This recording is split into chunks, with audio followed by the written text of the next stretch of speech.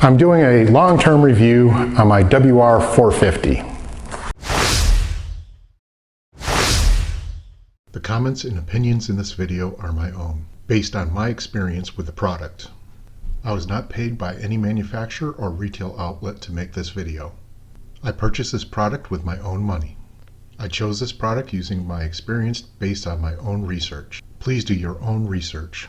I am not a professional reviewer or journalist. So this is a 2014 WR450FE. So this was built from 2012 through 2015.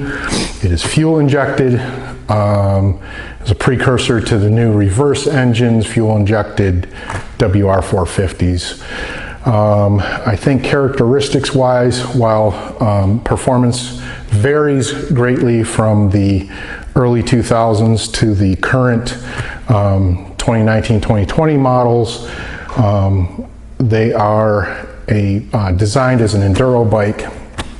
And while I understand the new models starting in 2016 and in another generation, 2018, something like that, are vastly different bikes, I think a lot of the things kind of apply over all of the bikes. It's a 450 fuel injected, and it is a great all-around off-road bike. Not an all-around bike, but an all-around off-road bike. I purchased this to be off-road capable and be able to also interconnect trails. So I've done a street legalization of this in the state of Arizona. You can put a brake light on it, a headlight on it, which it comes with a brake light and a headlight, but I'll get to that later. It comes with a brake light and a headlight, and it needs a horn, and that's about it. You can go get your plate with that. So it's strictly what I wanted to do with the trails. So everything from desert two track to gnarly rocky stuff to single track. I wanted to be able to do it all. And my original intent was to purchase a KTM 300. And I was too late at an opportunity. I waited 24 hours too late, and somebody bought it out from under me. It was a 2015 holdover, I'm sorry, a 2014 holdover, and I was purchasing this bike in November of 2015. So the 2016 models had come out, so it was like 2 models behind. They had a killer deal on it, and just didn't make it by like an hour. The guy said, "Oh, I just sold it." So I was depressed, disappointed, and had to move on. And one of the other bikes that had been bouncing around in my mind was the WR450. Great bikes. There's a great aftermarket out there for them. They're known for reliability. They are people consider them a little bit heavy at 256 pounds, 260 pounds, 60 horsepower, 56 horsepower. It depends on what website you read. It's not, I don't think the horsepower is published by Yamaha, but it's got plenty of power. It's not all that heavy. Yes, if you're going to do strictly single track, and that's the crazy thing that you are after, and you must have single track, probably not the bike for you. 450 is probably not the bike for you. Go look for the 350s, or the more likely 250 4 strokes or 300 2 strokes. It's a different animal. So is it a jack of all trades? Pretty much. I mean, you're not going to be in front of the pack if you're a competition and you've got to be the guy that's the first out there, or you're blowing the doors off of guys. This bike is a little bit more difficult to ride than those, but that's not what I want to do. I can get anywhere anybody else can. I can keep them in sight. It is just, it's not a single track rail bike. You're just not going to do that. You will have to work for it, But in other conditions like desert riding and two-track and rocks and stuff like that, it does very well. It is if you're unfamiliar with the WR450, years ago they took a YZ450 detuned or retuned motor and stuck it in a YZ250 frame. So you've got a nice small compact frame with a good sized motor in it. Impressions as far as power goes, got plenty of power. The weight can be a little bit challenging, but if you get used to it, it's not that big a deal. Handling, it does really well in just about anything. It is a heavy bike, but if you start learning to ride and moving your weight around, that weight does go away. Service, oil changes are super easy. There's a little cartridge type filter. There's 2 drain plugs that you have to do. Just make sure you get all the oil out. Look at your O-rings. They don't necessarily need to be replaced every time, but you inspect them. Keep some on hand just in case. Air filter changes are just a door on this side. You just open it up and pop your dirt bike filter out and replace it, not a big deal. Suspension adjustment and sag setting are all just like a regular dirt bike. Fully adjustable forks, fully adjustable shock. I run it with about 100 millimeters to 120 millimeters of rear sag. I like it nice and soft. Chain maintenance, it's an O-ring chain, pretty simple to do. And it's as far as service goes, it's a dream. And they are super reliable bikes. They're known for that. Valve checks and stuff like that. You just pop off the tank and your valve cover's right there. Unlike older years, this model year from 2012 to 2015, the frame rails are around that valve cover gasket. So once you get down in there, just shake it around a little bit, you can pull it off. Super easy. You can do a valve check in an hour. I mean, and that's taking your time. And the valve clearances have been spot on. And I've owned this since November of 2015, and we're talking about almost 4 years now. And the valves have been in the middle of the spec the whole time. I do oil changes probably every 600 miles or so, probably even less than that. The book says every 2,500 miles. There's no real way to calculate miles. There is an hour meter built in if you have the GYTR power tuner. We'll talk about that later. I also had an hour meter on here for a while. Keep track of your hours. I mean, if you're getting to that 5-hour range or something like that, you probably want to start looking at changing your oil. I change the air filter. I inspect it. I probably change it, I don't know, maybe every 3 rides or something like rides. It doesn't really make too much sense, but I change it when it starts to get just a little bit dirty. Wheel bearings, no issues with wheel bearings. Haven't done a service yet on the forks, although I do use Seal Savers, the little socks from Seal Savers. We'll talk about that later. Issues to date, really nothing to talk about. When I first purchased it, it had the stock exhaust. I mean, it's a brand new bike, so it had the stock exhaust and it had a little 1/2-inch exhaust port. I took that out, put the GYTR larger exhaust port, exhaust end, I guess you would say, in there. That helped out, and I took out the throttle screw, but it was very lean and it had starting issues and flame out issues and stuff like that. Once I got the GYTR muffler on there, got the throttle screw out, and was able to manipulate the mapping for the bike, I got rid of a lot of the lean conditions and things like that. Right now it runs great. I don't have any real issues. It was a little quirky to get started.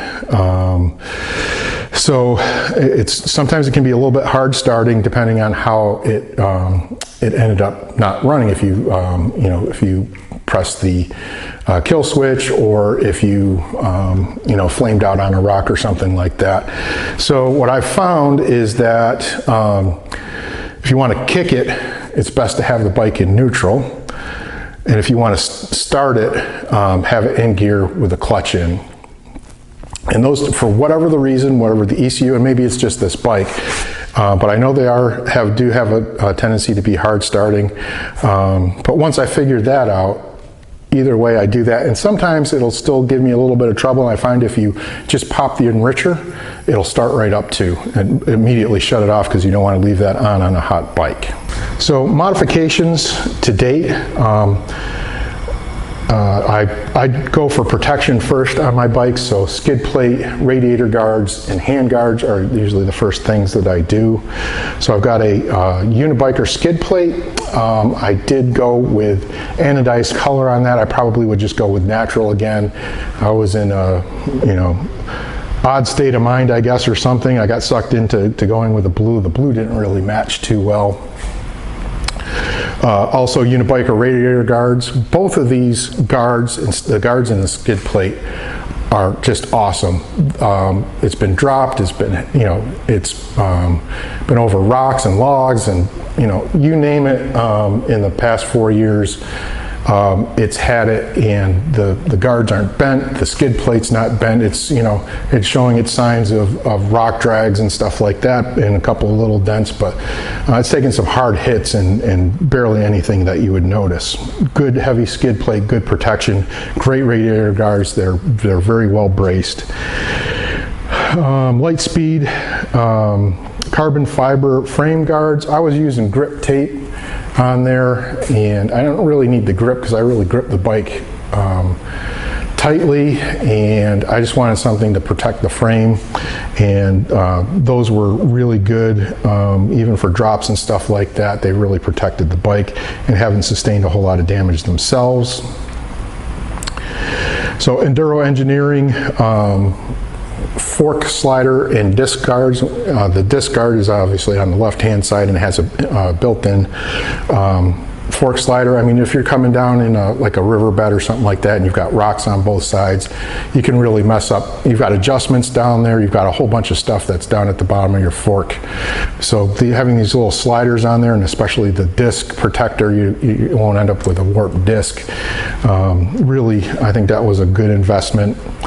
Rear spring, Motion Pro rear spring, I use their calculator for my weight, and I probably would have gone down. I ended up going 2 sizes up. I could have gotten away with 1 size up in the rear spring, and I probably should have done that. I like to ride my bikes a little bit softer. Probably could have done that, but I'm right within that spring rate range the way it's set up now. And I had planned to do the fork springs, but I've never bottomed out. They work really well. The bike hooks up well, so I'm probably not going to mess with that. I've got the settings set for both, just about where I want them. I don't think I could get them any better. Tubeless, so front and rear tubeless. I didn't go with the Moose because I like to connect trails. I like to be able the possibility of jumping on the road in between trails, and maybe heading down to the convenience store and doing whatever I'm going to do down there. So the ability to ride on road. I do balance the tires, but I've not had an issue with the tubeless. It's been perfect. I've never had a failure. I've had tires on and off. It doesn't, once you understand the system and you don't try to change your tire like you would normally with a tube, it's actually easier than a tube, and it goes fairly quickly. Scott grips, I like the Scott grips. I don't like the pillow grips that everybody uses. That's not, I don't know, I guess I don't have tender hands. I like the Scott grips. I used to use them years ago, and these work pretty well. I wire them on. Fork bleeders or Motion Pro, you should have fork bleeders on every dirt bike that you have. I have a Polysport clutch protector. Just again, I like protection. Tugger handholds, so front and rear I've got tugger handholds. Just helps if the bike goes off course, or if you're trying to manipulate it inside like my toy hauler or something like that. have the ability to do that. It comes with a 2-point-something gallon tank, which wasn't big enough for me. This is a 3.1. This bike is tough on gas. If you get 30 to 35 miles a gallon, you're lucky. So this kind of gives me that little bit longer range. I didn't want to go, there's a 4-gallon that's astronomical in price, but also adds a lot of weight and bulk. This was kind of the happy medium. If I had to, I could probably put a Rotopax mount on the back and get more range that way, but I haven't really needed more than what I've got, so 110 miles or something like that. I can usually find gas somewhere. Sick Ass Racing taillight and brake switch. I put the Sick Ass Racing brake switch on, and the stock taillight worked, but there was no way to mount a license plate to it. I tried building my own and they would fall off, stuff like that. So I purchased the Sick Ass Racing taillight. It's got a 12 o'clock Labs LED light in there, smoked, and haven't had an issue 5 years, 4 years, whatever. It's really worked well. So pretty happy with that. Cycra handguards, dirt bike. I think if you purchase a dirt bike, pay the $90 or $120 or whatever, depends on what version you get of them. They work really well. They're pretty bulletproof. You can replace the plastics on them. You can get the hardware if you need it, if you mess it up that bad. Worth the money to do that. Don't buy the Chinese ones as far as I'm concerned. Seal savers. I put those both on my dirt bikes and I put them on my adventure bikes. In the dusty climate that I'm in, they're worth the $20 or $30 versus a couple $100 to have your seals replaced early on your forks. GYTR FMF exhaust. I bought that, it was supposedly tuned for this bike. I don't know. It was a good price, so I purchased it. It's just like an FMF Q4, worth the money. You got a spark arrestor in there,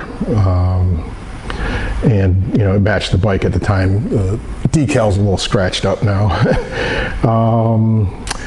C-Concept seat, definitely worth the money. I installed it myself, easy to do. Go ahead and do that, you'll love it. Yamaha GYTR Power Tuner Programmer. If you purchase this bike or one of the newer versions and you don't buy that, I think you're losing some resale value or at least some interest in your bike later on. Some people have the idea that this is going to give you some type of turbocharging or immensely change your power band or something like that. That's not going to happen. What the power tuner does, while it gives you some vision into your ECU, you can see temperature, RPM, hours, all that stuff. And especially hours, when you go to sell the bike, you can actually show somebody, hey, this is like an odometer on the car. These are the real hours for this bike. But it gives you the ability to tweak that that power band, so you can,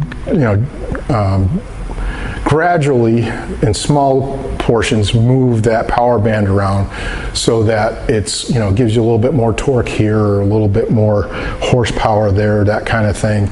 I've been able to take care of some of my flame out issues, things like that. I really think that it's a great option, especially if you ride in different terrains. I go from near sea level out at the dunes to around 1,000 to 1,200 feet in the desert to 7,000, 8,000, 9,000 feet up in the pines up north.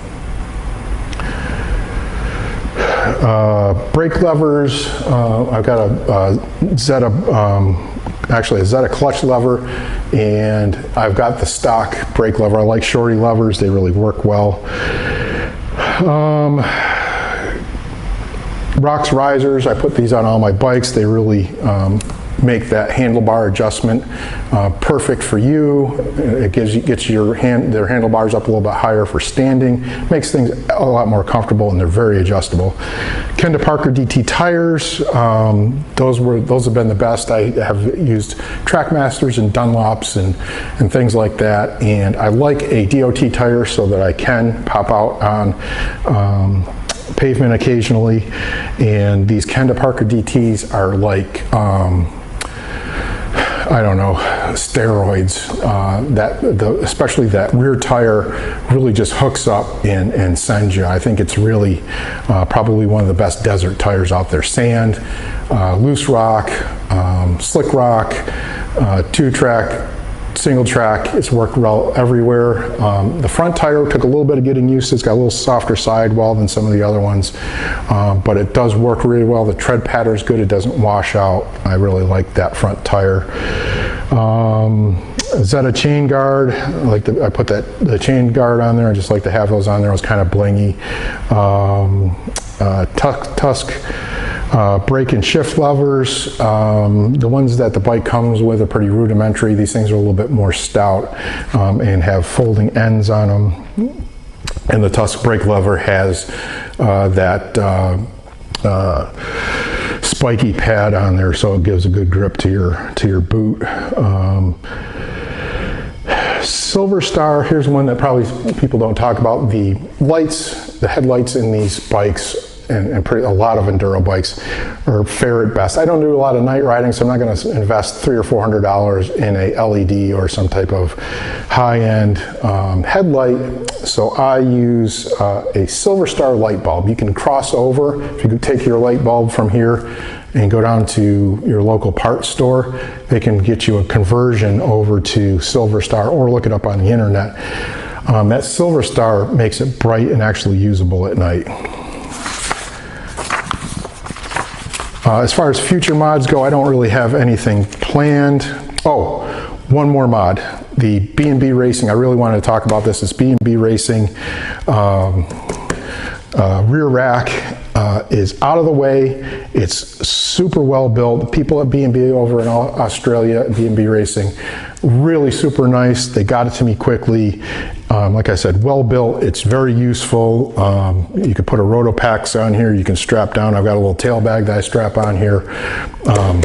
Definitely, if you're looking for a rack for one of these, it doesn't look silly, in my opinion, and it's very useful. So anyway, future mods, I'm kind of at the point where I'm done messing around with this bike. It's right where I want it, and I don't know, anything would be minimal, as like tires or something like that. Anyway, in conclusion, this bike does everything that I expected it to. It fit the criteria. Does well anywhere I want to ride it. It won't embarrass me. I can only embarrass myself. It is pretty much, you know, as long as you maintain it properly, it's not intense maintenance. You know, it's not a lot of intense maintenance, and it's trouble-free. It really is trouble-free, knock on wood. But it is, it's a great bike. There's a huge aftermarket out there. There's a huge following for it. Even the power tuner, if you go on Thumper Talk, there's a whole segment on this generation maps for this bike. So whatever you want to do is on there. I highly recommend this bike if you're looking for a bike that you want just to be able to ride with anybody on and go just about anywhere and enjoy yourself, and not to have to beat yourself up over, you know, heavy maintenance and rebuilds and like two-strokes are and things like that. This is a great bike. Thanks for watching. Please comment, subscribe, like, and share. Adios.